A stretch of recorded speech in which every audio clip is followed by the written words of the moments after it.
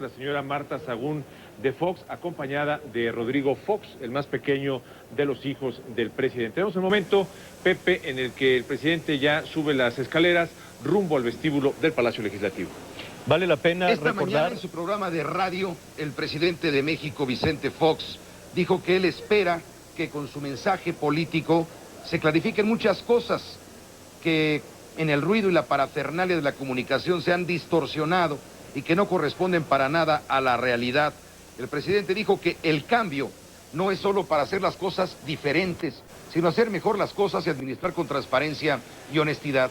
El presidente de la República está ingresando en este momento aquí a este vestíbulo del recinto de San Lázaro, ha cruzado ya las puertas de cristal y se dirige justamente al interior del salón de sesiones donde se lleva a cabo esta sesión de Congreso General con el que se inicia justamente el segundo periodo ordinario de sesiones de la 58ª legislatura del Congreso de la Unión. Ya está recorriendo el pasillo central de este recinto de San Lázaro, saludando a algunos de los señores legisladores que son a los que encuentra a su paso. Lo flanquean Rosalía Peredo Aguilar y Sonia Ruth López Macías. Llegará el presidente de la República hasta la más alta tribuna del país, al lado de Beatriz Paredes, la presidenta del Congreso, del señor Diego Fernández de Ceballos, presidente del Senado de la República, del presidente del Poder Judicial de la Federación. Y bueno, se dará paso a esta ceremonia solemne en esta sesión conjunta de Congreso del Senado y diputados. Son en total 500 diputados, 128 senadores. Así es, en este momento pasa exactamente donde se encuentra el gabinete, los secretarios de Estado, y veíamos hace un momento, Pepe, como una diputada, antes de darle el beso al presidente Fox, le limpió seguramente un beso anterior que tenía marcado en la mejilla derecha. El presidente Fox ya está en la tribuna, ahí tenemos a la diputada Paredes que se dispone a darle la bienvenida. Javier, regresamos contigo rápidamente. Pues únicamente para señalar, mientras vemos estas imágenes, que esta es la segunda ocasión en que Beatriz Paredes tiene la responsabilidad de dar respuesta al informe presidencial. La primera ocasión fue en el 79, al informe de José López Portillo. Vamos a escuchar. Se invita a los presentes a escuchar el himno nacional.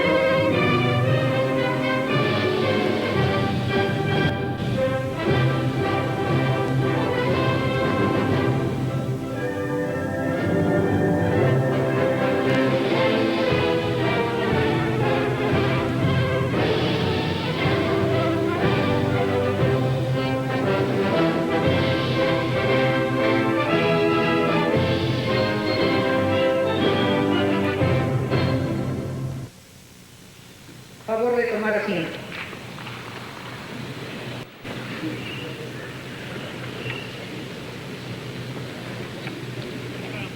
Con objeto de rendir su primer informe de gobierno, tiene la palabra el ciudadano Vicente Fox Quesada, presidente de los Estados Unidos mexicanos.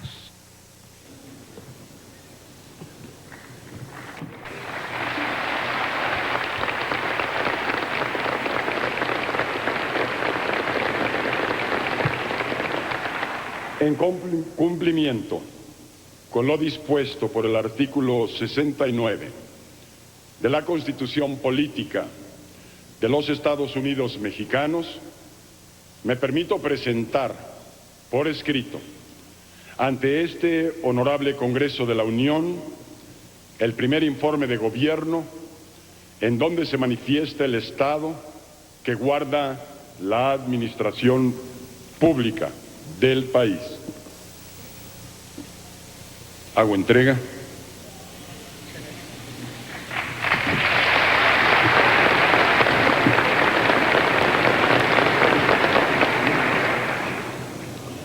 Honorable Congreso de la Unión, mexicanas y mexicanos, con la misma emoción y responsabilidad con la que asumí el mandato como presidente de la República, comparezco hoy ante este Poder Legislativo y ante las mexicanas y mexicanos para presentar el informe del estado que guarda la administración pública del país, conforme lo establece la Constitución.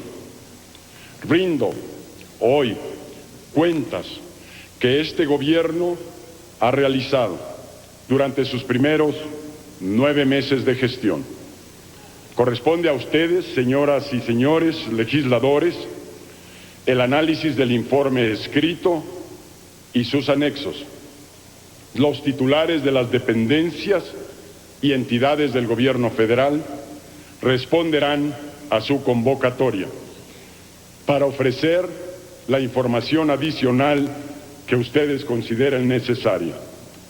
El informe y sus anexos presentan en sus más de 1000 páginas las acciones y las cifras que dan cuenta precisa de los logros que hemos alcanzado en todas las áreas durante estos 9 meses.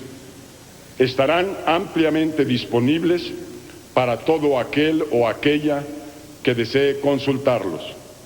Será útil acercarse a estos documentos con el fin de conocer los detalles de las transformaciones que estamos impulsando para poner a México al día y a la vanguardia. Estaré atento a las observaciones, sugerencias y críticas que surjan del análisis de la amplia información que aquí presentamos. Deseo manifestar al inicio de este mensaje que en estricta observancia a lo que ordena la Ley Orgánica del Congreso, arribé a este recinto una vez concluidas las intervenciones de los representantes de los grupos parlamentarios que integran esta legislatura. No obstante, escuché con toda atención cada una de las participaciones de los señores legisladores y tomé nota puntual de sus posiciones. Convencido de la importancia de consolidar las prácticas democráticas, quiero reiterar mi disposición de promover y respetar cualquier medida que fortalezca el diálogo entre los poderes legislativo y ejecutivo.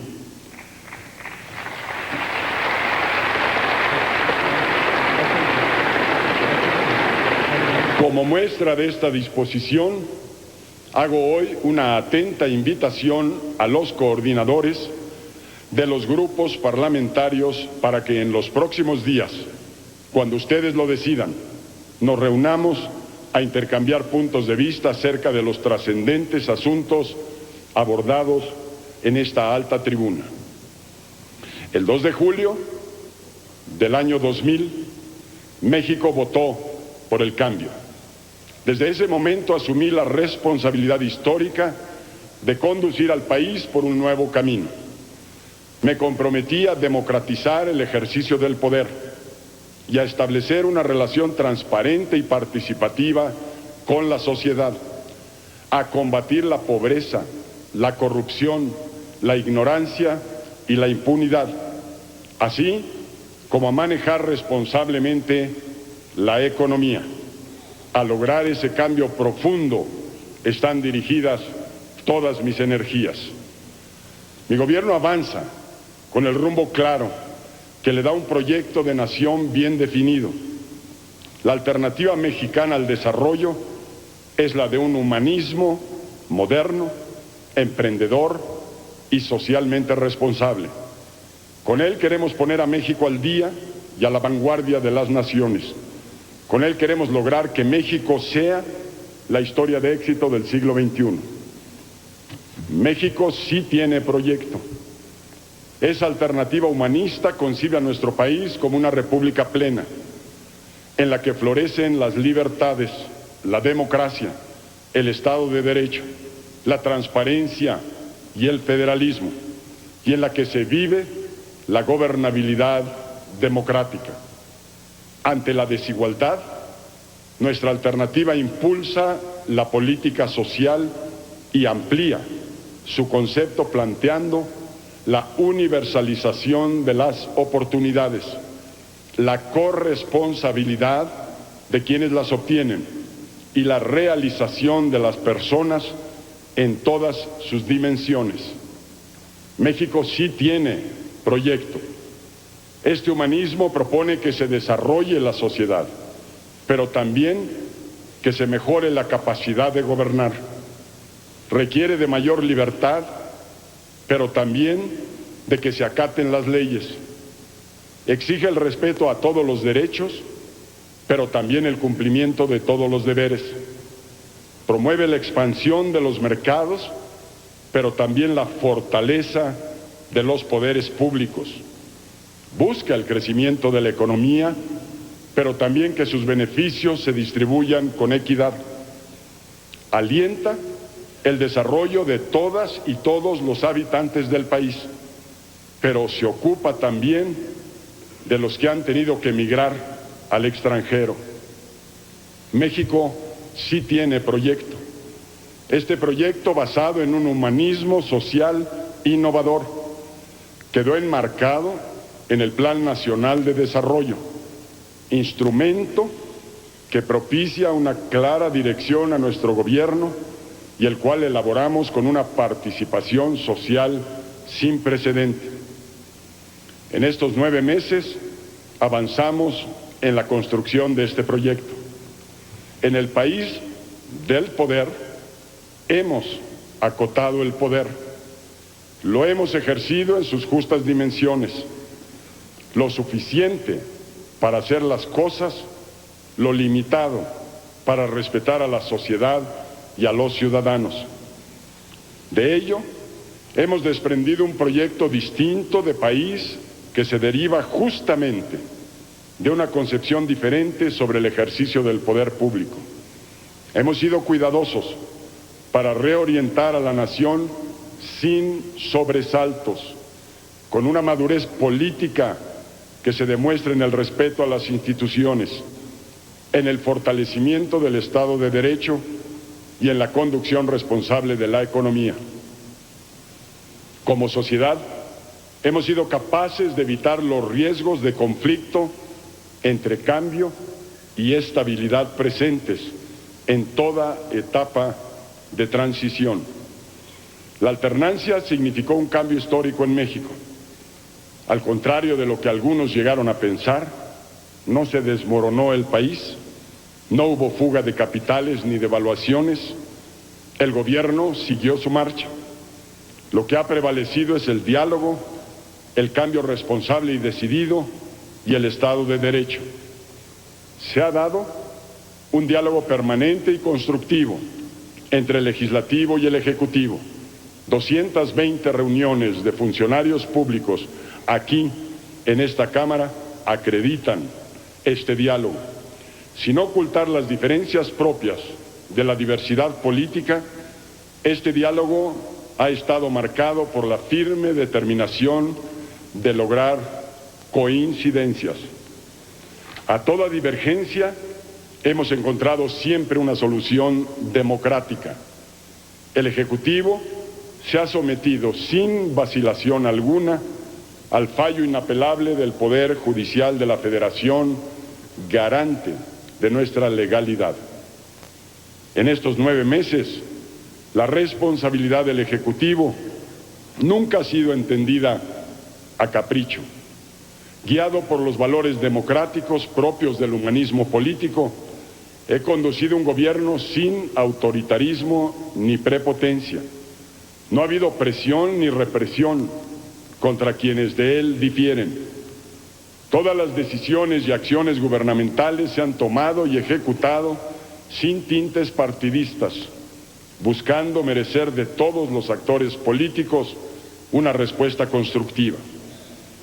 Como en ninguna otra época, vivimos bajo el imperio de la libertad de expresión. Los medios de comunicación la han ejercido sin más restricción que su propio sentido de responsabilidad. Esa atmósfera de libertad se respira en las plazas y las calles y es ya patrimonio de todas y de todos los mexicanos.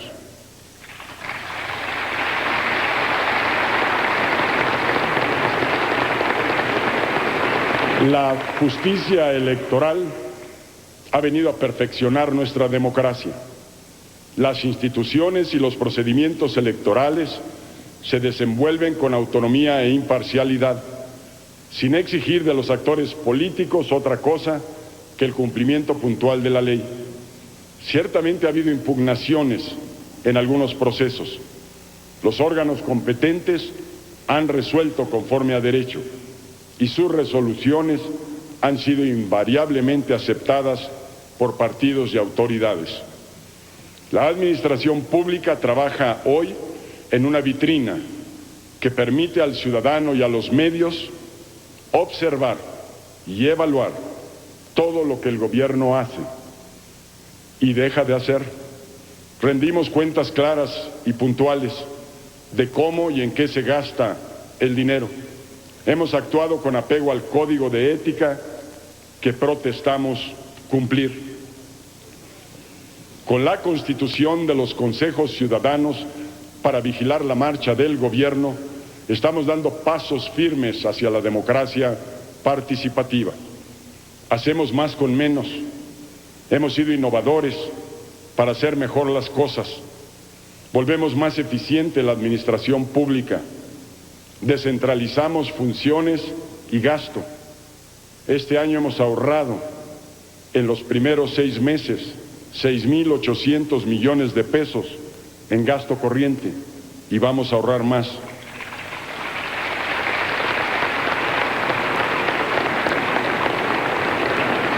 Durante este primer semestre ejercimos 44.9% del gasto anual programado.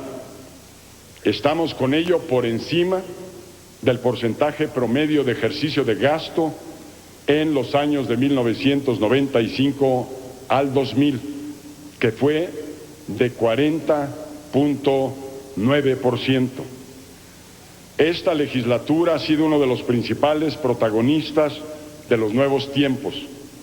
Vivimos un equilibrio inédito entre poderes.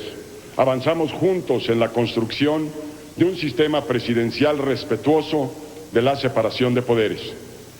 Ante los que subrayan que en el país hubo cambio de gobierno, pero no una transición democrática, debo decir que el cambio no lo podemos reducir al episodio de la alternancia, por relevante que haya sido en nuestra vida política. Ese gran e imprescindible evento no basta por sí solo para romper con las viejas inercias. Estoy consciente de que muchas prácticas de este gobierno aún deben cambiar. Por ello, para muchos el cambio es nominal, pero no es posible consolidar una cultura política en el transcurso de unos cuantos meses. No obstante, no cejaré en mis esfuerzos en este sentido. El cambio alcanzado por el país exige que veamos su justa dimensión y las discrepancias propias de la democracia. Estamos reestructurando un sistema y ello genera reacciones que no son sino expresión natural de la pluralidad política. No obstante, hay menos que nunca se justifica acudir a la violencia para luchar por una causa política o social. Hoy menos que nunca es válido pretender acorralar a la democracia por la vía de la violencia. Hoy menos que nunca podemos tolerar la expresión violenta como vía de protesta política o social, porque hoy las puertas de la participación política están abiertas a la sociedad, porque hoy la gobernabilidad democrática permite conducir toda lucha política o social por vías institucionales. Convoco a todas las mexicanas y mexicanos a condenar toda forma de violencia. Pongamos nuestra parte.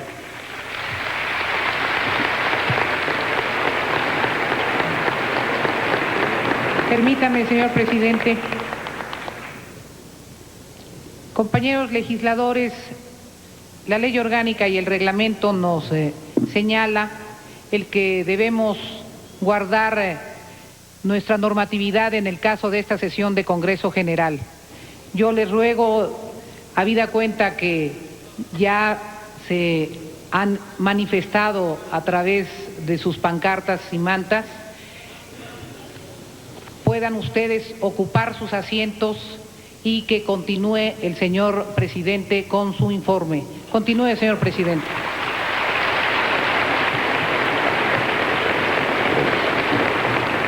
En este contexto, es de esperar que los grupos que todavía consideran que no bastan las contiendas electorales para superar nuestros problemas, reconozcan que no hay más camino para ellos que el del sufragio. Es hora de que la justicia social ocupe el lugar que le corresponde en la agenda nacional. Es hora de reincorporar a quienes fueron dejados a la vera del camino. El cumplimiento de este objetivo no admite demora. México ha acumulado un enorme rezago social. Estamos en el punto límite de la tolerancia ante la desigualdad y la pobreza. Sería muy costoso no reconocer ya el apremio de esta realidad. Por eso el compromiso de mi gobierno es con todas las mexicanas y mexicanos, pero especialmente con quienes viven en la pobreza y en la marginación. El cambio no solo significa hacer las cosas diferentes, significa hacerlas mejor, hacerlas bien. En el ámbito de la política social hemos superado las inercias improductivas. Hemos dado a los programas un nuevo enfoque que moderniza sus formas de organización y otorgando prioridad al desarrollo de capacidades y a la generación de oportunidades. Se han aprovechado, ampliado y mejorado esfuerzos exitosos anteriores, involucrando a los beneficiados desde el diseño de las políticas hasta la evaluación de su impacto y eficiencia, convencidos de que el combate a la pobreza reclama la corresponsabilidad de los beneficiarios. No obstante, las limitaciones presupuestales que tuvimos para este año, se ha aumentado el gasto destinado a la lucha contra la pobreza en 16.2% en términos reales con respecto al año 2000. Estamos incorporando a más de 763,000 familias adicionales al nuevo Progresa, lo que permitirá atender un total de 3.200.000 familias al término del año. Esto es 24% más que en el año 2000.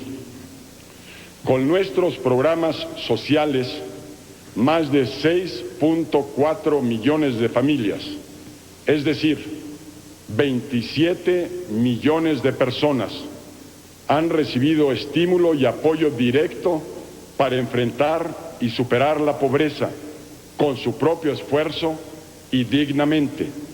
Esto equivale a la población total de 18 estados de la República. Nuestra lucha contra la pobreza en las áreas rurales ha sido especialmente firme. Estamos destinando 28% más de recursos que el año pasado al nuevo Progresa, con los programas de abasto social de leche, de distribución de desayunos escolares, de despensas mensuales y del de la tortilla. Estamos apoyando directamente día a día la alimentación de millones de familias. En estos 9 meses abrimos 1.345 nuevas tiendas Diconsa, superando el 9.3% la meta programada para el año.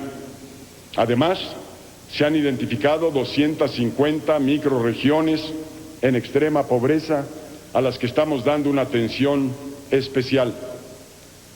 Los fondos para el financiamiento de viviendas nos permitirán llegar a nuestra meta de 360,000 créditos para fin de año.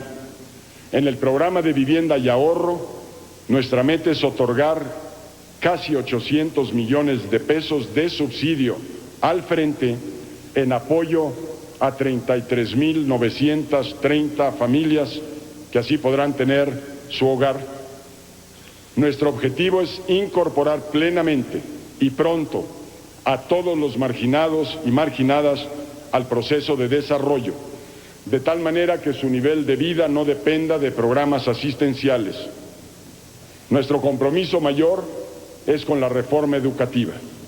Su propósito es incrementar la cantidad y la calidad de educación que concebimos laica y gratuita. Es necesario también abatir por vías concurrentes el abandono prematuro de los estudios. Este año se ha autorizado un presupuesto de 251,305 millones de pesos para la educación, cifra superior en 6.4% en términos reales a los del año 2000. Hemos ampliado significativamente la cobertura de becas a través de distintos programas.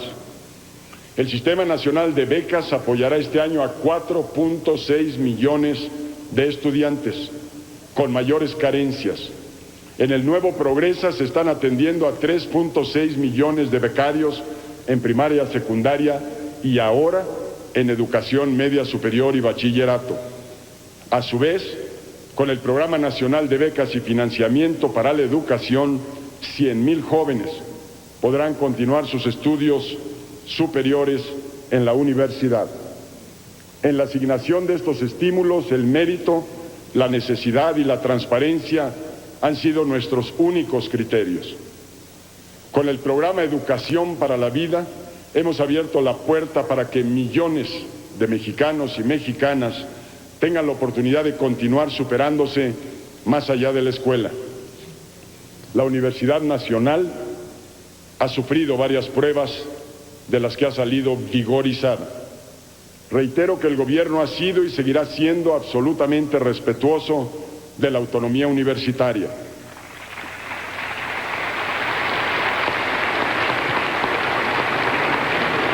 Reitero también a todas las instituciones de educación superior del país el propósito de apoyarlas hasta el límite de nuestros recursos. Nuestra política cultural coloca hoy a los ciudadanos en el centro de sus proyectos y de sus acciones. La ciudadanización y la descentralización son los ejes sobre los que garantizaremos que las actividades culturales lleguen a todos los rincones del país y a todas y todos los mexicanos. La trascendente labor del magisterio encontrará en mi gobierno un apoyo sin precedente para su actualización y capacitación, así como el mayor esfuerzo para continuar recuperando sus salarios. Un saludo cariñoso y un aplauso entusiasta a cada maestra y a cada maestro del país. Cuentan con todo nuestro apoyo y reconocimiento. Estamos trabajando para hacer efectiva la equidad que toda mujer merece. La mujer mexicana seguirá contando con el compromiso de mi gobierno para abrir las puertas que aún se resisten a dejarla pasar. Estamos emprendiendo una cruzada para garantizar el acceso universal a la salud y para que ésta sea de mejor calidad, particularmente en las zonas rurales. El gasto federal en salud por habitante aumentó este año de 1,386 a 1,517 pesos.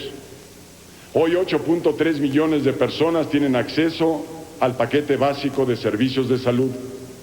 A través del nuevo Progresa, este año se habrán proporcionado a las familias más necesitadas 22 millones de consultas, 13.4% más que el año anterior. Sería una gran injusticia que el cambio que estamos realizando no piense en las generaciones de mañana, solo porque hoy no pueden hablar. Por ello hemos tomado una decisión fundamental. En mi gobierno el cuidado del medio ambiente no es asunto de una secretaría, lo es de todas y de todo el gobierno. El mayor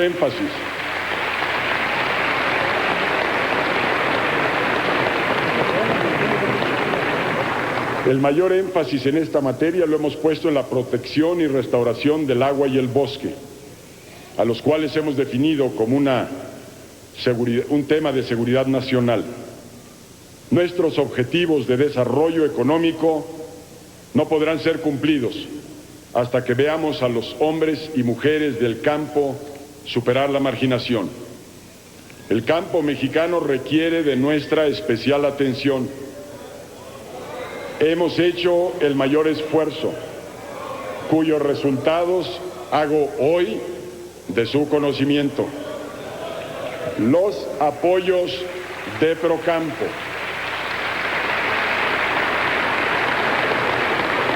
Los apoyos de Procampo ahora se entregan por adelantado, antes de sembrar la cosecha.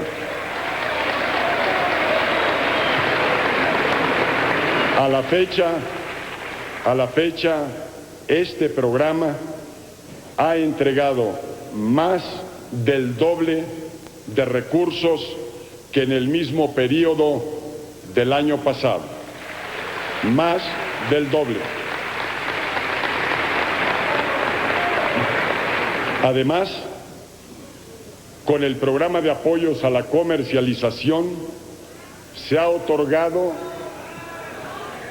121% más fondos que en el mismo lapso del 2000. Al final del año este programa habrá ejercido... Señor presidente, le solicito amablemente a la Asamblea permitan continúe la lectura del ciudadano presidente. Tendremos oportunidad en las sesiones subsecuentes de expresar las opiniones de los legisladores sobre el contenido de su mensaje. Gracias. Continúe, señor presidente. Con los programas de apoyo a la comercialización se ha otorgado 121% más fondos que en el mismo lapso del 2000. Al final del año se habrá ejercido casi el doble del presupuesto que durante el año anterior. Hemos propuesto a esta soberanía una iniciativa para capitalizar el campo, lo que le inyectaría recursos sin precedente.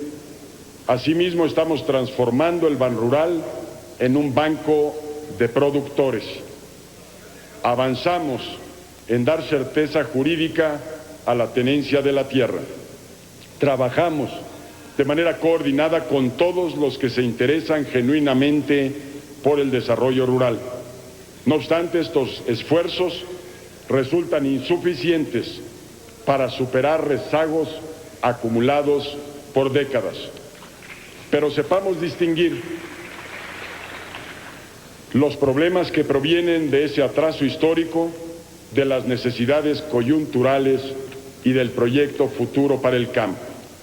Nuestra política es resolver de manera conjunta con los productores rurales, a través del Consejo Nacional Agropecuario, los problemas de precios, de mercados, de valor agregado, así como apoyar el desarrollo del sector rural mediante fórmulas de corresponsabilidad y de mediación social que nos permitan construir una relación democrática con todos los actores del campo. Hoy tenemos ante nosotros la oportunidad de edificar un México más humano y justo, un país capaz de mirar con un sentido de corresponsabilidad a quienes sufren la carga inaceptable de la pobreza, que pesa como un agravio no solo sobre quienes la padecen, sino también sobre la sociedad entera. Entre todas y todos debemos superar el obstáculo de la falta de recursos de la Federación, de los estados y de los municipios, para poner nuestro país al día y mejorar la calidad de vida de los mexicanos y mexicanas. Cumpliendo con mi responsabilidad, he presentado a este Congreso de la Unión la iniciativa de una nueva Hacienda Pública Distributiva, y en ella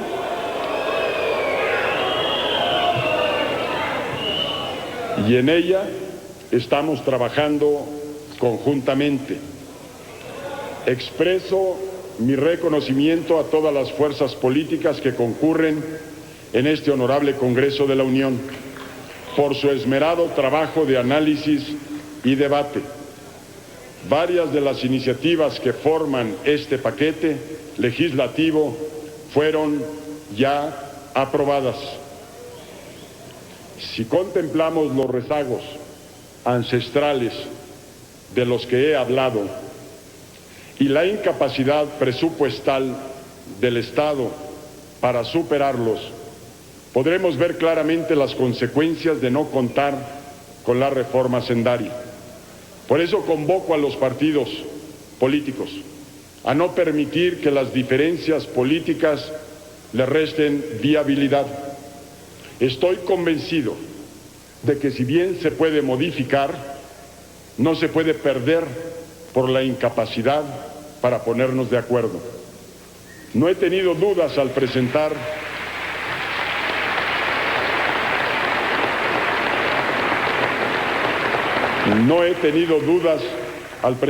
dicha iniciativa, convencido que es imprescindible para acelerar el desarrollo del país, para mejorar la distribución de la riqueza y para combatir la pobreza y la desigualdad social. A mi iniciativa le han seguido nuevas propuestas de legisladores, gobernadores, partidos políticos y de distintos sectores de la sociedad. Encontremos el punto de convergencia por el bien de México.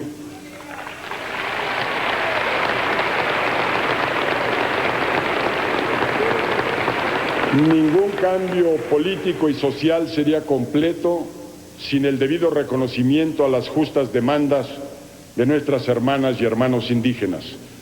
Reitero mi compromiso político y moral con su causa, convencido de que México no podrá ser si los excluimos. México no podrá ser si no los escuchamos. México no podrá ser si no reconocemos que todas las mexicanas y los mexicanos tenemos derecho a un espacio digno bajo nuestros cielos.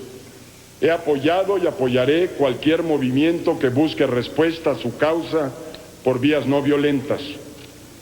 Bajo esa premisa, el gobierno federal ha dado muestras claras de su voluntad política para continuar el diálogo con el EZLN. Los presos de origen zapatista han sido puestos en libertad. El ejército se ha replegado de las posiciones demandadas. Finalmente, el Congreso de la Unión aprobó la reforma constitucional en materia de derechos y cultura indígenas. Además, se han puesto en marcha programas de inversión, desarrollo y atención a las necesidades más apremiantes de las comunidades indígenas. Están pendientes las reformas a numerosas leyes secundarias que han de adecuarse a la reciente reforma constitucional, así como las modificaciones que correspondan a las constituciones de las entidades de la República. Estos distintos cuerpos normativos podrán integrar jurídicamente las demandas y propuestas que aún deben de ser atendidas. En nombre del pluralismo, debemos de reconocer que existen voces que es necesario escuchar. Mientras tanto, toca a todas y a todos aceptar lo que el constituyente permanente ha decidido como reforma constitucional.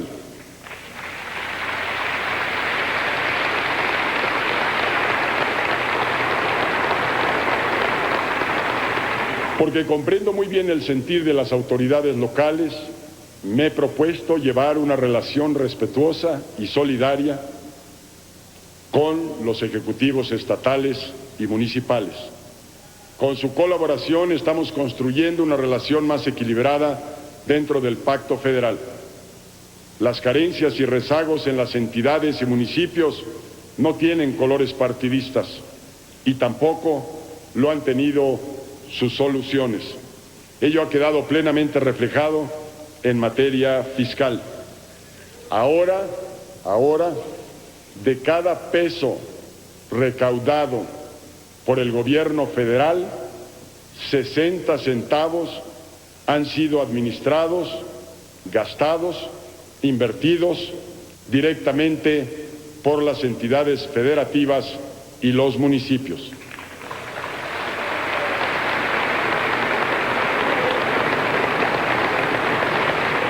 En solo 8 meses de este año hemos transferido un monto superior a 282,000 millones de pesos, 15.7% más que el año pasado, recurso que ha llegado en tiempo y forma a los estados y municipios como es nuestra obligación y como marca la ley. Un momento, señor presidente. Honorable Asamblea,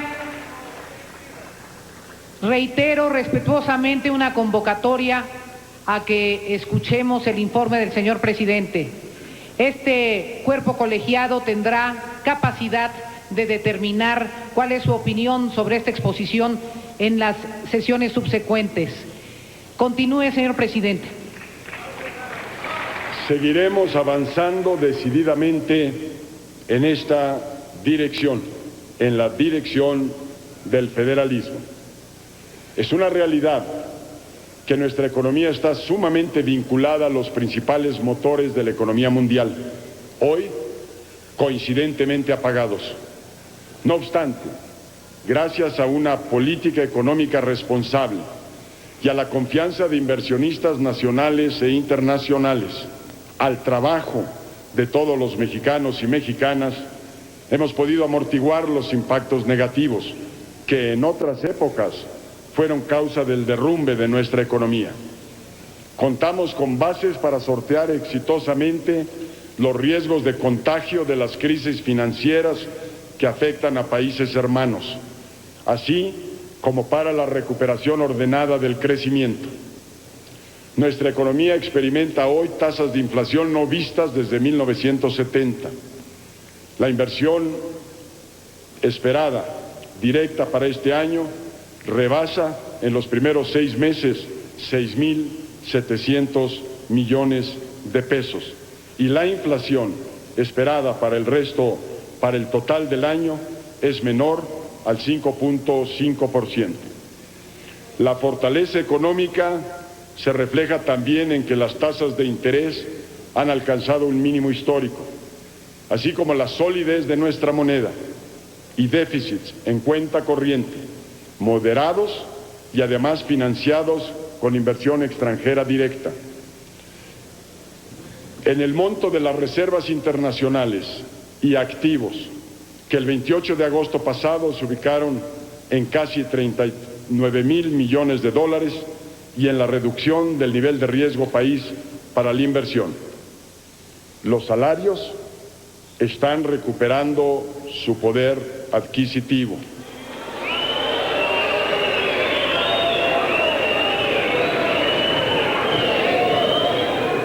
Los salarios están recuperando su poder adquisitivo. Continúe, señor presidente, por favor. Como resultado del aumento de 10.4% en los salarios contractuales, y de la disminución que hemos logrado en la inflación, los salarios reales promedio del sector manufacturero a junio de este año son 6.3% más altos en términos reales que en el mismo mes del año 2000. Estos indicadores representan activos invaluables para garantizar el curso estable y una recuperación temprana y robusta de la economía mexicana. Más allá de estos factores positivos, también reconocemos los problemas que generan el desempleo y la falta de crecimiento. Estamos trabajando muy de cerca con los estados y sectores más afectados para moderar el impacto. Con ese fin, arrancamos ya el programa para fortalecer la economía, que tiene 3 vertientes. La primera, promover la competitividad del aparato productivo, eliminando trabas que impidan crear empresas y generar empleos, ejecutando oportunamente los proyectos de inversión del sector público, impulsando la construcción de vivienda y elevando el financiamiento a la pequeña y mediana empresa. En segundo lugar, impulsando el mercado interno, erradicando el contrabando y combatiendo la competencia desleal que desplaza a nuestros productos, estimulando también a través de las compras del gobierno de manera directa a la micro, pequeña y mediana empresa. Y el tercer punto, mantener una estricta disciplina fiscal, aplicando medidas de austeridad y programas de ahorro en el gasto del sector público. Entre los reclamos más sentidos de la población se encuentra la solución a la inseguridad pública y el freno a la corrupción. Mi gobierno sabe, está consciente, que la ciudadanía en su conjunto resiente los altos niveles de criminalidad y la fuerza de las poderosas agrupaciones del crimen organizado. No obstante, estamos trabajando como la urgencia reclama. Hacemos lo necesario para dar una batalla decisiva contra la delincuencia y recuperar la seguridad pública. Estamos cerrando filas para batir el crimen en un marco de legalidad. Para ello promovimos la creación de la Secretaría de Seguridad Pública, que está coordinando y unificando los esfuerzos de los gobiernos estatales y municipales en este renglón, toda vez que el 90% de los delitos son del fuero común. Estamos reformando totalmente la Procuraduría General de la República. En unos cuantos días anunciaremos la creación de la Agencia Federal de Investigación, a la que se integrará la Policía Judicial Federal. En el combate al narcotráfico, la Procuraduría General de la República, junto con las Secretarías de Seguridad Pública, de Defensa Nacional y de Marina, han obtenido resultados importantes.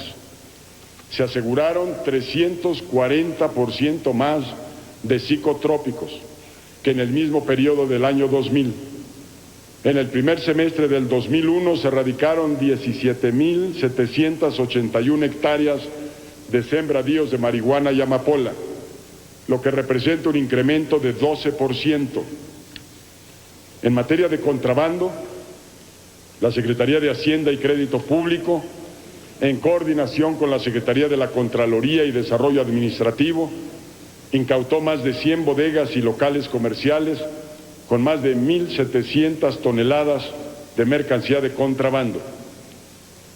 En el cumplimiento de todas estas tareas, nuestra divisa ha sido y será la legalidad inherente a la gobernabilidad democrática.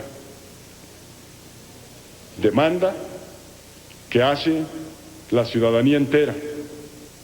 Quiero aquí hacer un reconocimiento al desempeño de las mujeres y hombres que integran nuestro ejército, nuestra Fuerza Aérea y nuestra Armada, quienes siempre han apoyado ampliamente el esfuerzo de todas y todos los mexicanos en diversos ámbitos. Sé que la sociedad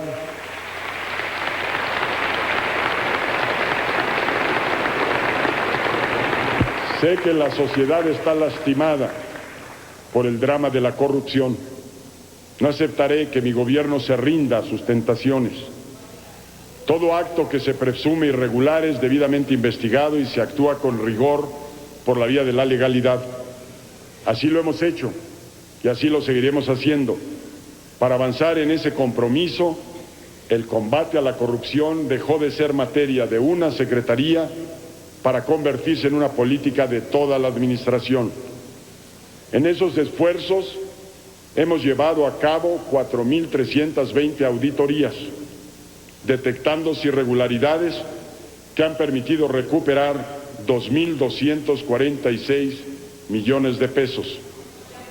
Se puso en marcha el Programa Nacional para la Transparencia y el Combate a la Corrupción, el programa de corto plazo para el fortalecimiento del control interno dentro de las dependencias. En el clima de democracia que se vive, el ejercicio del poder no puede permanecer confinado al espacio del misterio, donde se tejen las redes de corrupción. Bajo ese principio, estamos trabajando junto con los legisladores la iniciativa de Ley de Transparencia y Acceso a la Información Pública. México cuenta hoy con credenciales democráticas impecables, que dan nueva fuerza a nuestra voz ante las naciones. Es necesario crear las condiciones para una mayor participación en ese escenario. Por ello, hemos tomado la iniciativa de desempeñar un papel más activo como miembros de la comunidad internacional. Hemos encabezado con éxito esfuerzos de promoción económica en el extranjero, especialmente en el ámbito del comercio y la inversión. El flujo de inversión extranjera, como señalamos, ascendió a 6.774 millones de dólares en el primer semestre del año, cifra que se ubica en niveles históricos. Los ingresos derivados de la entrada de turistas extranjeros registraron también niveles históricos. Entre enero y junio visitaron nuestro país 10.8 millones de personas. Estos turistas representaron una derrama económica de 4.702 millones de dólares, cifra 8.6% superior a la del mismo periodo en el año pasado. Abrimos nuevas líneas de cooperación con Europa, Asia y América Latina, además de mantener y ampliar nuestra perspectiva de trabajo con Estados Unidos y Canadá. También hemos planteado la necesidad de adoptar mecanismos financieros y esquemas de cooperación que promuevan el desarrollo de las regiones menos avanzadas en nuestro país. Ante el compromiso irrevocable con los mexicanos que habitan fuera del país, hemos planteado al gobierno de los Estados Unidos de América un acuerdo migratorio para legalizar la estancia de los mexicanos que hoy radican en ese país sin la documentación legal, y también para aquellos que buscan oportunidades de trabajo adicional.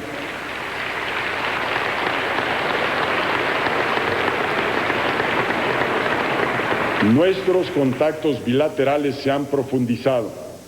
Las visitas a México de los presidentes de Chile, España, Estados Unidos y del primer ministro del Reino Unido refrendan el papel que ha adquirido nuestro país como interlocutor con las demás naciones. Amigas y amigos de todos los estados, regiones y rincones de este maravilloso país, mexicanas y mexicanos que viven fuera de nuestras fronteras, queridos paisanos, ustedes, todos y todas, han depositado en nosotros sus anhelos de cambio. Nos piden cuentas con justa razón. Por ello, en esta fecha especial, a cada uno de ustedes les agradezco que nos haya permitido entrar a su casa para decirle cómo estamos trabajando a fin de resolver sus problemas y atender sus necesidades. He mencionado aquí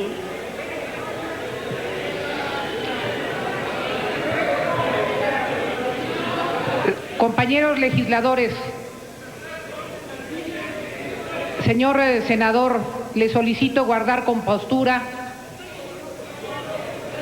He mencionado aquí solo algunos de los avances de estos 9 meses. A cada mexicana y mexicana le digo, no he olvidado ni he hecho a un lado tus demandas. Estoy muy consciente de las carencias y necesidades, de las aspiraciones y, por supuesto, de mis compromisos con todos los ciudadanos. Continúe, señor presidente. Sé que nos falta mucho por hacer. Reconozco que la voluntad no es suficiente. No somos ni pretendemos ser infalibles. Hemos rectificado y sabremos rectificar cuando sea necesario. Muchos resultados no han llegado a la velocidad o con la profundidad que nuestras necesidades reclaman.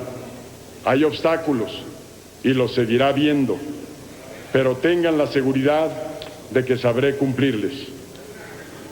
Honorable Congreso de la Unión, México avanza hoy por la ruta del cambio, de manera decidida y estable. Se encuentra unido y trabajando. Los poderes de la Unión e instancias de gobierno dialogan y actúan de manera conjunta y responsable. Se avanza en la discusión de los cambios políticos de manera plural y respetando las vías institucionales. La economía se maneja con responsabilidad y eficacia, lo cual nos permite amortiguar las consecuencias para México de la desaceleración de la economía mundial. Los programas sociales se fortalecen sobre nuevas bases. Al margen de cualquier espíritu de triunfalismo, el mundo nos reconoce como un país respetado y respetable. Estos primeros meses de gobierno son resultado del esfuerzo de todas las mexicanas y mexicanos. Son también fruto de ustedes, señoras y señores legisladores, que con sus decisiones convertidas en leyes están creando el marco jurídico que nos permite enfrentar los nuevos desafíos y las necesidades desatendidas. El país necesita seguir contando con su aportación responsable.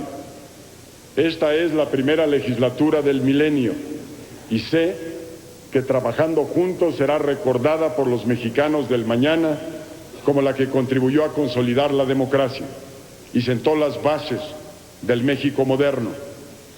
No obstante, el reto de alcanzar todos los objetivos esenciales que el país exige, un gran acuerdo político nacional que ofrezca soluciones con visión de futuro a los problemas del presente. Se están agotando los ciclos vitales de muchas prácticas políticas y es imperativo definir las que vienen al relevo. Otra prioridad de nuestro proceso de democratización deberá ser el fortalecimiento de un sistema competitivo de partidos, capaz de asimilar la participación social creciente, derivada del proceso del cambio. Hay mucho que construir en términos de una nueva cultura política fundada en la tolerancia y la disposición al diálogo. Requerimos de un marco jurídico para impulsar una nueva cultura laboral, un nuevo marco que nos permite una relación de mutuo respeto y confianza entre trabajadores, autoridades y empresarios, que estimule la eficiencia, la productividad y sobre todo que fortalezca la recuperación salarial. Hay otras áreas donde también tenemos que poner al país al día con reformas estructurales, como las referentes a la energía, a las telecomunicaciones y al sector rural, que nos permitan aumentar la eficiencia y productividad de nuestra economía. Toda transición política verdadera implica un empeño colectivo de reconstrucción institucional.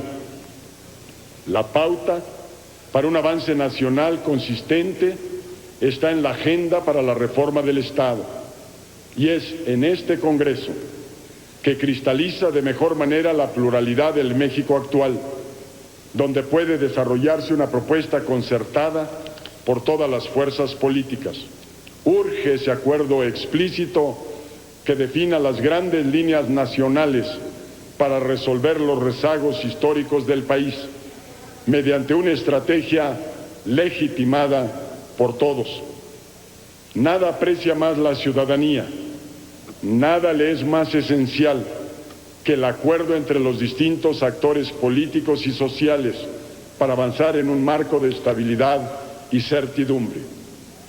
Frente a las grandes decisiones que nos aguardan, las actitudes de todos nosotros deberán ser de corresponsabilidad, unidad y sentido de urgencia. Y es precisamente por ello que debemos apostarle a la política, para lograr que todos los vientos coincidan en un mismo impulso, aun cuando provengan de rumbos diferentes. Una vez que las urnas han hablado, todos y todas tenemos deberes irrenunciables. Por ello convoco nuevamente a todas las fuerzas políticas a convertir un acuerdo nacional para la reforma del Estado en palanca estratégica de este proceso de modernización. Este pueblo combativo que conquistó su independencia, que se volvió república itinerante para consolidar a la nación, que realizó la primera revolución de contenido social del siglo XX, supo coronar la lucha por la democracia con una hazaña ejemplar, dar fin y principio a una era sin violencia. La alternancia es punto de partida de este nuevo ciclo histórico de reformas y transformaciones para poner a México al día y a la vanguardia. Esa genuina aspiración no debe quedar en un hermoso sueño. Es el tiempo histórico de construir la práctica de un gobierno de responsabilidad compartida. Comprometidos con la pluralidad, hemos comenzado a construir la nueva gobernabilidad democrática. Una gobernabilidad basada en el estricto apego a la legalidad, en el respeto a las instituciones, en el diálogo abierto entre todas las fuerzas políticas y en la participación directa de la ciudadanía en la toma de decisiones a través del acuerdo. Los mexicanos y mexicanas han puesto en las manos de todos nosotros, señoras y señores legisladores, su esperanza en la culminación del proyecto democrático y en la construcción de un país más justo y próspero. Sobre nuestros hombros recae hoy la grave responsabilidad de inaugurar este siglo con los primeros grandes pasos de transformación. Trabajemos y recorramos juntos el trecho faltante, que no es poco. El mensaje que nos llega desde la base social es claro. Estamos obligados a no perder de vista que nuestros verdaderos enemigos son la pobreza, la inseguridad, la ignorancia, la corrupción y el autoritarismo. El país se manifestó claramente por la pluralidad, pero esa pluralidad no tiene por qué ser una torre de Babel. Los mexicanos y mexicanas esperan mucho más que eso de la democracia. Es necesario reconocer que este proceso puede y debe darse con mayor armonía. Por ello, todas y todos juntos, ahora en el mismo barco, sin importar la bandera política que cada quien enarbole, debemos dar la batalla en contra de estos males que nos lastiman como ciudadanos y nos debilitan como nación. Nunca como ahora están vigentes las experiencias de nuestra tradición política liberal. Los próceres que crearon nuestra estructura constitucional y lucharon por la división de y el entendimiento entre los poderes de la Unión. Nosotros, en los albores del siglo XXI, debemos estar a la altura de este legado. Pero no hay democracia sólida sin una responsabilidad personal y colectiva. Es imprescindible que todas las mexicanas y mexicanos con renovada conciencia cívica, continuemos actuando como una fuerza decisiva para avanzar en nuestro tránsito democrático. Porque hemos ya obtenido importantes resultados y muchos otros pronto llegarán, vale la pena seguir luchando por la realización de nuestros anhelos. No aflojemos el paso, sigamos vislumbrando el futuro desde un presente de trabajo y optimismo, de compromiso y esperanza. Cada quien desde su trinchera, cada quien en su tarea. Aportemos sin regateos, sumemos de buena fe. Yo haré mi parte y la haré bien. Vamos juntos por México.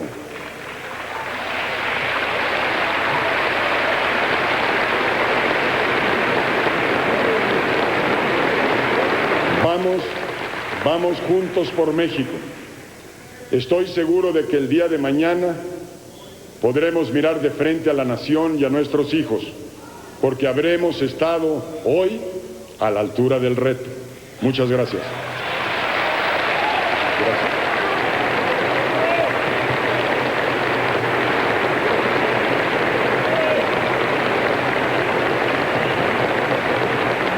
¿El informe?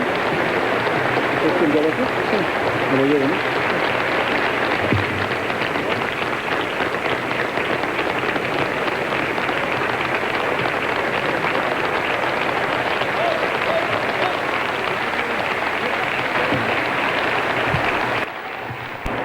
Señor presidente de los Estados Unidos mexicanos, señor presidente de la Suprema Corte de Justicia, señor presidente del Senado, señoras y señores representantes de los tres poderes de los estados de la Federación que nos distinguen con su presencia, autoridades del Distrito Federal, estimados parlamentarios representantes del Parlamento Andino, del Parlamento Centroamericano, de COPA, de Parlatino y de FIPA, distinguidos invitados especiales, compañeras y compañeros legisladores.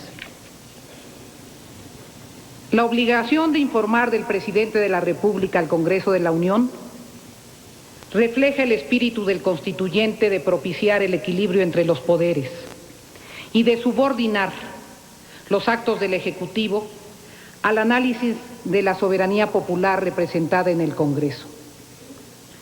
Por ello, la ceremonia del informe debe superar un formulario ritual o de culto a la personalidad y constituirse como el espacio de encuentro entre dos vertientes de la representación popular, el Ejecutivo y el Legislativo, que fomentan con su conducta republicana el aprecio de la ciudadanía por el poder público y promueven la comprensión de la sociedad sobre los hechos del gobierno, garantizando a un tiempo que desviaciones y yerros sean revisados por las instancias competentes para encauzar su rectificación.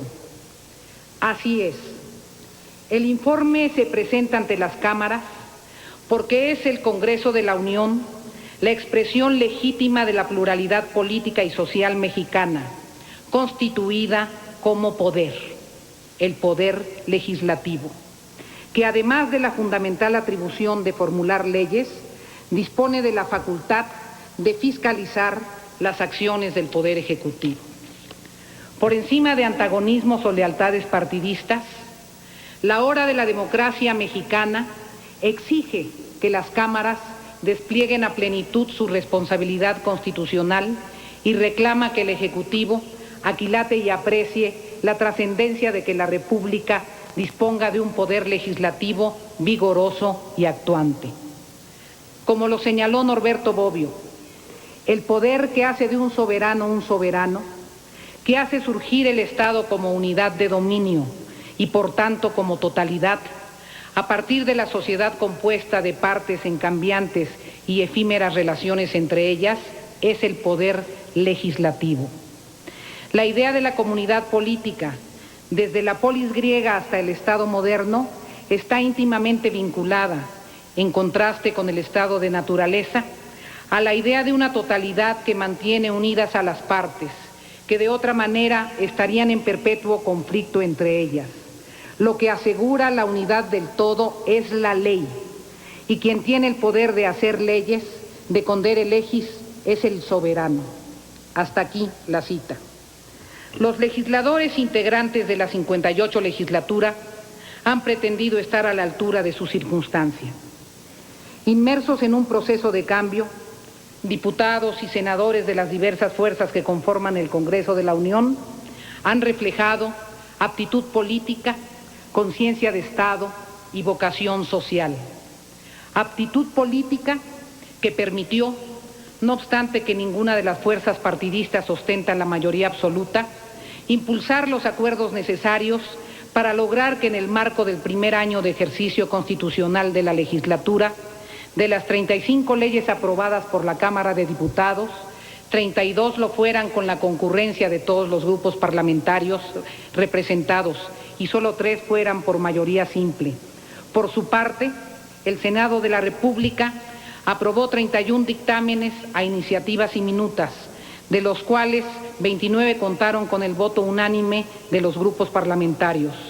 Con igual responsabilidad, los congresistas han analizado y, en su caso, ratificado los nombramientos de los ciudadanos embajadores propuestos por el Ejecutivo y estudiaron y aprobaron, cuando fue procedente, los ascensos de los mandos militares y de la Armada, con pleno respeto al profesionalismo e institucionalidad de nuestro Ejército y Marina, ambos cuerpos salvaguarda de la integridad nacional.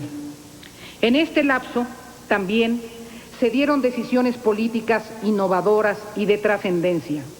Abrir la tribuna a los representantes indígenas del EZLN, transparentar el escrutinio a las auditorías realizadas en Fobaproa, buscar una alternativa legislativa al veto sobre la legislación rural que permita al campo disponer de un nuevo ordenamiento para su reactivación, interponer una controversia constitucional ante la Suprema Corte, por lo que a juicio del Congreso es un exceso de la facultad reglamentaria del Ejecutivo.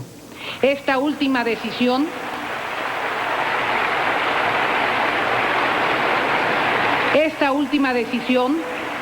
además de reflejar lo saludable que es un sistema de división de poderes, evidencia el apego de senadores y diputados a la potestad de la ley, representada en la dignidad de la Suprema Corte de Justicia. Conciencia de Estado, la de la 58ª legislatura, que permitió que, además de que diversas iniciativas presentadas por legisladores prosperaran, de los 6 proyectos propuestos por el Ejecutivo en el primer periodo de sesiones, todos se aprobaran, con las reformas y adiciones pertinentes. Lo afirmo categóricamente. El Poder Legislativo ha actuado con seriedad y compromiso con la sociedad mexicana, ejerciendo sus facultades constitucionales, nunca para obstruir el desempeño de la función pública, nunca para obstaculizar por afanes protagónicos o partidistas al titular de otro poder, nunca para enturbiar la gobernabilidad en épocas en donde la vigencia de las instituciones es un soporte básico para la viabilidad del país.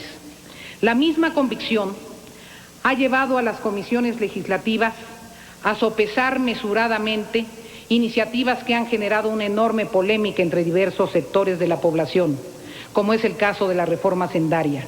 En las cámaras, en época de profundización democrática, debemos tener las puertas abiertas y el oído atento al rumor social, al sentir de la gente, a la observación de los ciudadanos, para que la tarea de legislar, que cala hondo en el presente y el porvenir de la realidad de nuestro pueblo, corresponda de manera fiel a lo que más conviene al desarrollo nacional. La sociedad, sus expresiones colectivas, las personas, pueden saber que en el Congreso de la Unión hay representatividad e interlocución firme para proyectar sus demandas y propuestas. Los mexicanos pueden saber que no habrá presiones ni descalificaciones que precipiten una decisión legislativa si no existe la conciencia sobre la razón de la misma y su utilidad para la nación. La vocación social de la legislatura resulta del entretejido de personalidades y biografías de militantes de distintas opciones políticas, pero todos con el interés común de impulsar el desarrollo de México y erradicar los rezagos sociales. Compartimos un concepto amplio de democracia que no se circunscribe a la contienda electoral y que para existir plenamente requiere desenvolvimiento económico y distribución del ingreso que propicien y generalicen oportunidades, un vasto proceso de ciudadanización sustentado por una formación educativa sólida, de allí nuestro respaldo a las universidades públicas, especialmente a la UNAM, equidad que erradique exclusiones y elimine abismales diferencias sociales, protección al ambiente y responsabilidad ecológica, respeto a los derechos humanos, tolerancia y libertad de expresión. Entorno democrático que para realizarse requiere espacios donde la convivencia social y familiar no esté amenazada por la inseguridad permanente o por sucumbir en el torbellino de un país erosionado por la delincuencia organizada y el narcotráfico. Saludamos la información sobre decomisos y captura de narcotraficantes a que ha hecho referencia en su informe. Conceptualización democrática que nos proyecte en el mundo como un país con instituciones representativas consolidadas, con dignidad soberana y capacidad para multiplicar sus vínculos con el exterior, nutrido por su raigambre latinoamericana y responsable del papel estratégico que juega en el continente y en el orbe. En este marco, subrayo que la defensa de los derechos humanos de los trabajadores migratorios en los Estados Unidos es prioritaria para todas las fuerzas políticas representadas en este Congreso y que seguiremos con interés las perspectivas de un acuerdo migratorio que garantice empleo digno, seguridad laboral y remuneración justa a millares de compatriotas. Esta vocación social de los legisladores se nutre del vínculo permanente con sus representados y se robustece en el contacto con una realidad que en muchas ocasiones golpea por su dureza.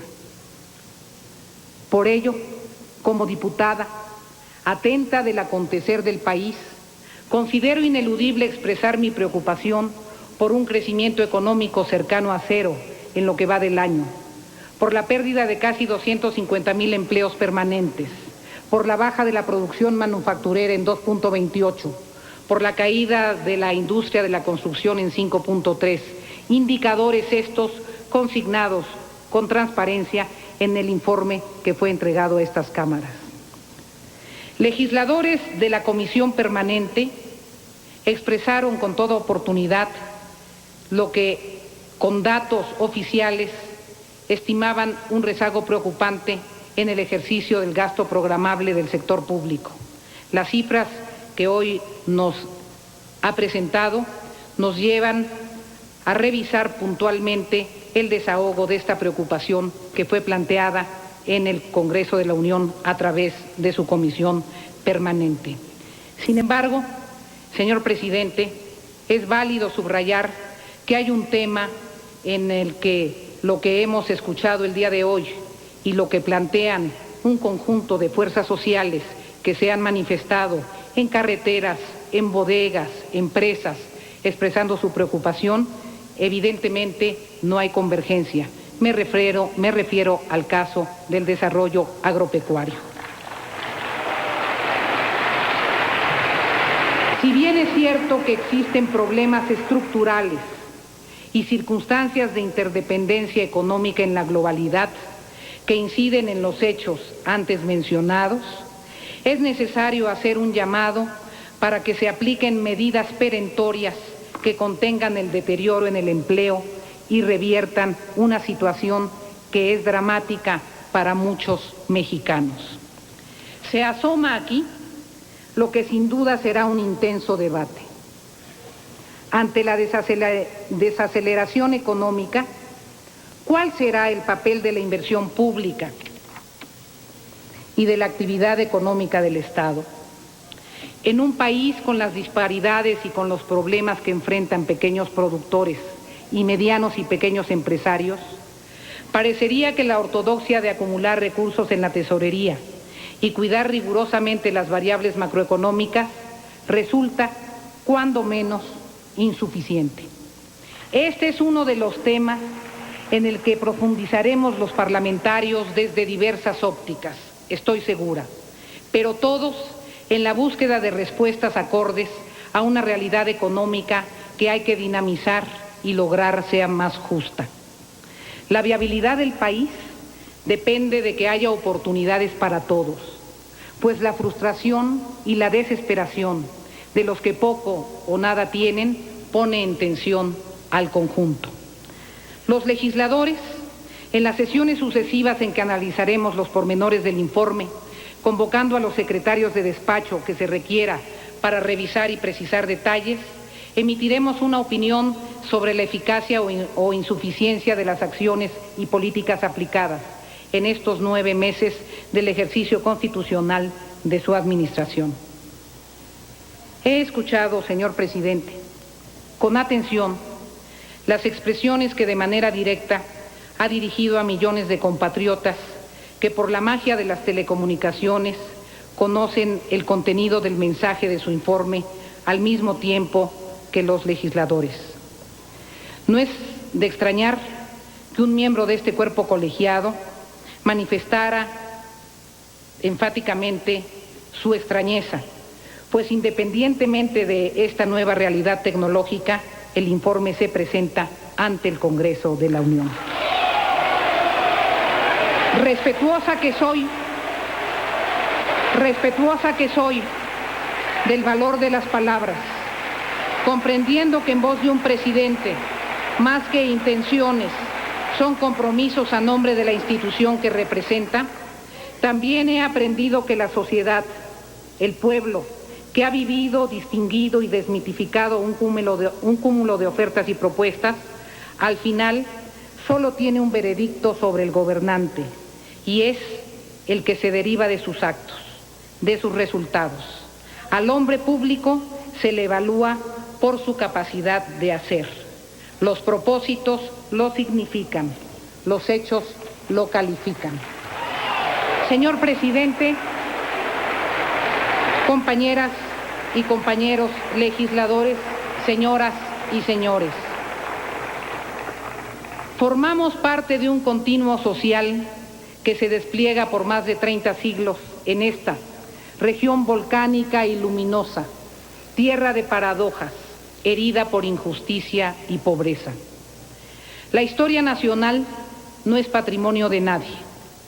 Ningún grupo o facción puede apropiársela, como tampoco podrían negar el concurso de varias generaciones que durante el siglo XX edificaron un país de instituciones, teñido de contrastes, donde hubo movilidad social, territorio que con la pujanza de un pueblo generoso y creativo pudo arribar al año 2000 como la población más grande de hispanoparlantes, como la 13ª economía del mundo, el 8º país exportador, el 2º socio comercial del mercado más grande del planeta, con un sistema educativo de amplia cobertura, con un sistema político dinámico que mantuvo estabilidad y aptitud para transformarse.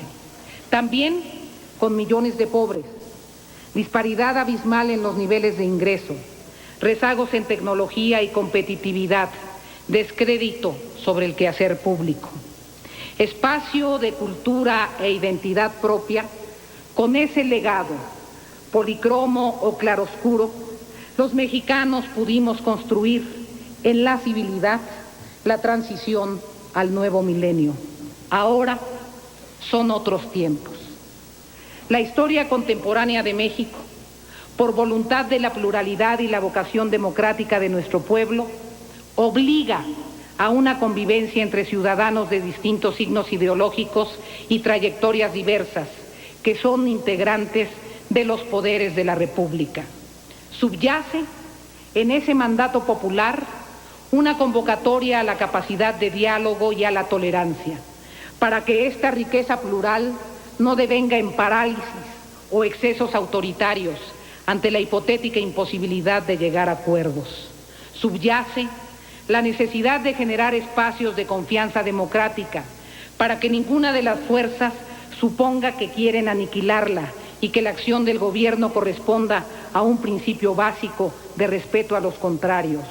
Subyace una convicción profunda sobre la prevalencia del interés superior del país, de la necesidad de no defraudar las expectativas de la población mexicana, que con extraordinaria sabiduría concibió un arreglo que obliga a balances y contrapesos, que exige una convivencia democrática que es un permanente aprendizaje de humildad y al mismo tiempo de grandeza.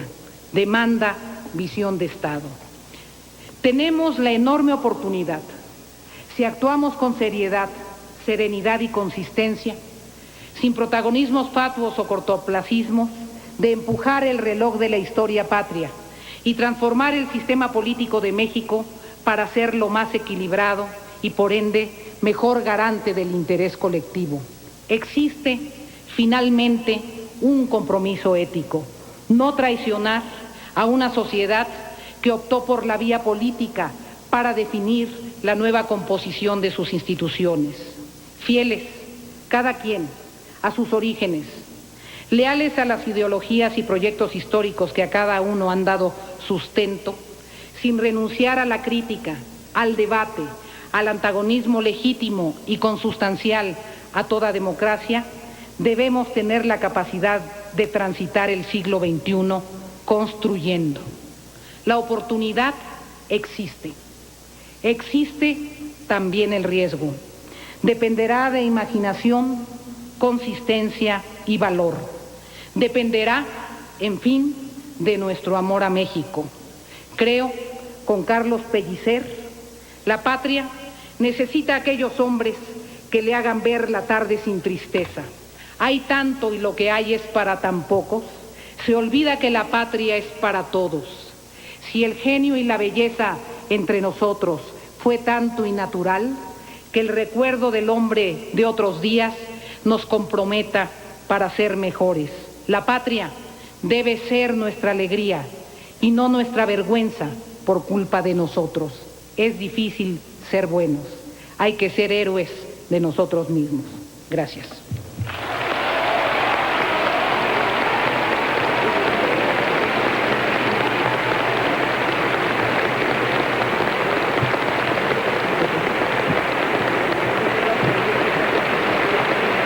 Se ruega a los asistentes ponerse de pie para entonar nuestro himno nacional.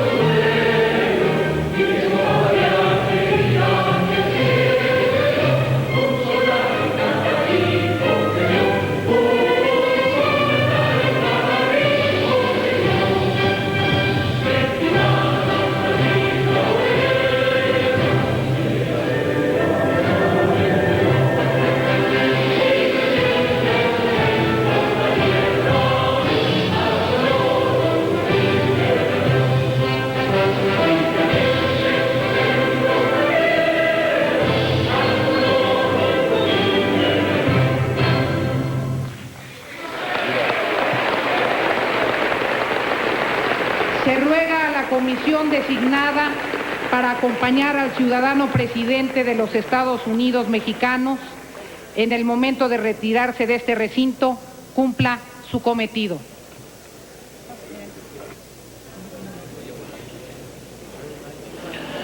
Pues bien, concluye así esta jornada histórica, el primer informe de gobierno del presidente Vicente Fox, quien en este momento se despide del presidente del Tribunal Superior de Justicia de la Nación, se retira de la tribuna de la Cámara de Diputados y abandona así el recinto. Concluimos así esta transmisión especial desde el Palacio Legislativo a nombre de todos nuestros compañeros reporteros, de nuestros compañeros camarógrafos y de todos aquellos que nos hemos reunido aquí de TV Azteca para llevarle esta transmisión. Muchas gracias por habernos acompañado, gracias por habernos dado la oportunidad de llevarle, insistimos, esta jornada histórica. Pepe. Una jornada histórica, una ceremonia sin duda a la altura de la dignidad republicana que está demandando el pueblo de México. Los dos poderes estuvieron al nivel que esperábamos los mexicanos y esto tendrán lecciones importantes para el curso de la próxima historia. Gracias, Pablo. Buenas noches. Buenas noches a todos. Gracias, Pepe. Y simplemente comentar que la forma en que se dio este informe, la propuesta, la convocatoria, el buscar consenso por parte del presidente Fox, pues sin lugar a dudas abre un nuevo camino. Vamos a tener tiempos muy interesantes los próximos meses en lo que se refiere al trabajo legislativo y a lo que va a ser la relación entre el Ejecutivo, entre el presidente Fox y los diputados y senadores. Van a sentar las bases de una nueva relación que seguramente va a redundar en beneficios tanto para ellos como para todos nosotros. Yo creo que el eje fundamental de esta nueva relación que tiene que establecerse por obligación, por fuerza en términos de democracia entre poderes, el Ejecutivo y el Legislativo, girará en torno al acuerdo político nacional. Al acuerdo político nacional creo que es en este momento un punto central hacia donde pueden partir todas las demás iniciativas de relación entre el presidente de la República y el resto de los poderes. Ha quedado demostrado que independientemente de las iniciativas de reforma fiscal, de reforma sendaria, de reforma eléctrica, prevalece la necesidad de un acuerdo urgente, un acuerdo político nacional. Lo decía, lo comentaba con nosotros esta misma tarde-noche la propia presidenta nacional del PRD, coinciden los panistas, coinciden los panistas, los priistas, todo el mundo coincide. Creo que es importante ese punto. El acuerdo político nacional será la principal tarea a la que se aboque la nueva relación entre el Congreso y el presidente de la República. Creo que ha quedado de manifiesto esta noche. Así es, y sobre todo, Pepe, como señalas, este acuerdo político enfocado fundamentalmente en una reforma del Estado, o sea, la necesidad de que esta nueva relación, este nuevo papel que van a tener los distintos actores, tanto el Poder Ejecutivo como el Poder Legislativo, pues tiene que estar regido por una nueva reforma del Estado que va a sentar las bases de un nuevo país y de una nueva relación. Vemos el momento en que el presidente Vicente Fox, en compañía de su esposa, de la señora Marta Sagún de Fox, abandona el recinto legislativo, abandona el vestíbulo y se dispone a salir, acompañado también de Felipe Calderón, el líder de la bancada panista en la Cámara de Diputados. Así como Rafael Rodríguez Barrera, el líder de la bancada priista en estos momentos, quien sustituyó a Beatriz Paredes Rangel, quien durante el próximo año será la presidenta del Congreso. Hay otros diputados también de otros partidos, pero destacamos estas dos personalidades porque ellos encabezan las dos fracciones parlamentarias más numerosas. Hay que recordar, el PRI tiene en el Congreso 210 diputados, el Partido Acción Nacional tiene 207 diputados. Y un reconocimiento, Pepe, hay que hacer en este nuevo escenario político en nuestro país a los señores legisladores de todos los partidos políticos, porque creo que asistimos a una auténtica representación republicana. Fue respetuosa por parte de los diputados hacia el presidente fue respetuoso del Congreso en términos generales, aunque hubo ahí por ahí algunas protestas porque en algún momento se dirigió a la ciudadanía y no al Congreso de la Unión, pero yo creo que esto nos habla de una nueva relación respetuosa, crítica, pero respetuosa. Vamos al estudio porque Así tú te es. ves, ¿cómo lo opinas? ¿Cómo lo ves esto, Javier? Los estoy escuchando, Pablo, Pepe, y desde luego que son muy acertados en sus reflexiones sobre lo que acabamos de escuchar, pero también es cierto que esta nueva relación, este acuerdo al que ha llamado con tanta insistencia el presidente, se puede de alguna manera desprender de este mensaje político, la urgencia de este acuerdo entre el Ejecutivo y el Legislativo. Lo que también es cierto es que resulta una papa caliente. Habrá que ver qué partido político es el primero en dar el paso para establecer esta relación vigorosa, esta relación mucho más cercana con el Ejecutivo. Habrá que identificar a los interlocutores por parte de cada uno de los partidos políticos, no solo del PRI y del PRD. Hay que recordar que recientemente se ha dado este acercamiento incluso con el PAN. La relación con el Partido Acción Nacional tampoco era lo más adecuado, por así decirlo, para alcanzar un acuerdo, para lograr destrabar todos estos acuerdos que se han aplazado, como tú lo señalabas, Pepe, la reforma fiscal, la reforma al sector eléctrico, asuntos verdaderamente importantes, fundamentales, si se está previendo un rebote en nuestra economía. Hay un punto interesante, Javier, y me refiero a la nueva relación que se va a establecer en la relación de fuerzas dentro del Congreso. Así es. Si escuchó con atención nuestra audiencia, el Partido Verde Ecologista de México ha roto su alianza con Vicente Fox y su gobierno. Es decir, esos 8 votos del Partido Verde Ecologista en el Congreso ya no son del Partido Acción Nacional, ya no suman a los 207 votos de Acción Nacional. Y esto dificultará seguramente las negociaciones o establecerá nuevos términos de negociación política. Es algo digno de análisis posterior, claro. Y además el discurso de Beatriz Paredes también vale la pena darle seguimiento, muy conciliador, un discurso fuerte, un discurso inteligente y a la medida precisamente de esa relación que se espera entre el Ejecutivo y el Legislativo. Creo que en los próximos días, además de la glosa, además del análisis del informe que por escrito entregó el presidente Vicente Fox, de donde se van a desprender muchísimos datos que seguramente serán noticia en los próximos días, valdrá y va a dominar mucho el análisis y el comentario político estos puntos. ¿Quiénes son los interlocutores visibles? ¿Quién dará el primer paso? ¿Quién tomará esto que puede ser una papa caliente, pero necesario, urgente, ese gran acuerdo? Les quiero agradecer desde luego, Pepe Cárdenas, Pablo Latapía, a todos nuestros compañeros, a nuestros compañeros reporteros, camarógrafos que estuvieron en esta cobertura. Creo que ya nos vamos. Nos vamos, Javier. Pepe. Gracias, Pablo. Mucho gusto. Gracias. Muchas gracias a usted por habernos acompañado y le deseamos buenas noches desde el Palacio Legislativo. Buenas noches, Javier. Buenas noches a los dos, gracias.